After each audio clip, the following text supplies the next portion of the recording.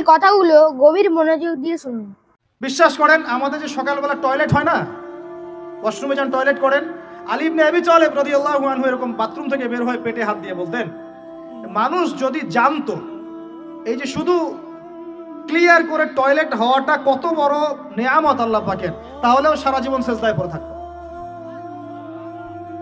আমরা এগুলা বুঝি না, শ্বাস নেওয়ার নেয়ামত বুঝি না, পানি পান করছি, পানি আল্লাহ পাক দিয়েছেন, এটা নেয়ামত বুঝি না, গরম পানিতে ওযু করে আসলেন নেয়ামত বুঝি না, সুস্থ আছি নেয়ামত বুঝি না, প্রত্যেকটা অর্গান ভালো আছে শরীরের নেয়ামত বুঝি না, রক্ত চলতেছে নেয়ামত বুঝি না।